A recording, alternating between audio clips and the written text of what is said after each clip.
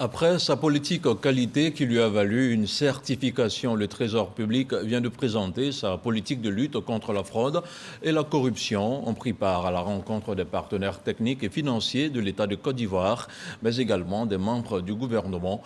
Le ministre de l'Économie et des Finances représentait le Premier ministre Patrick Achi. Les détails de la rencontre avec Dangui Dangui.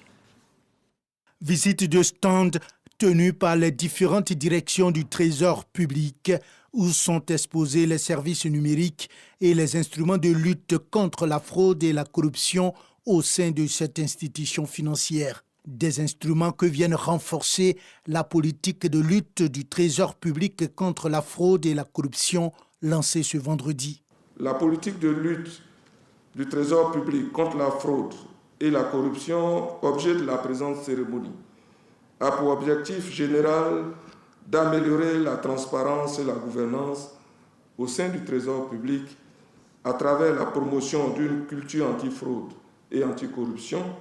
Avec le lancement de cette politique, le Trésor public franchit un autre palier dans son combat contre la fraude et la corruption, a fait observer le ministre de la Promotion de la bonne gouvernance. Le pas marqué aujourd'hui par le Trésor public devra être suivi par l'ensemble des institutions de l'État. Après avoir salué les efforts dans l'amélioration de la gouvernance et la qualité des services du Trésor public, le ministre de l'Économie et des Finances représentant le Premier ministre à cette cérémonie a invité les uns et les autres à plus d'audace dans la lutte contre la corruption.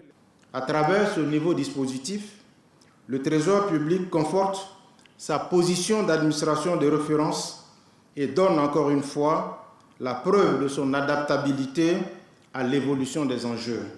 Je reste convaincu qu'avec la mise en œuvre de ce dispositif, le Trésor public apportera une plus-value appréciable à nos efforts pour faire reculer significativement ces fléaux pernicieux.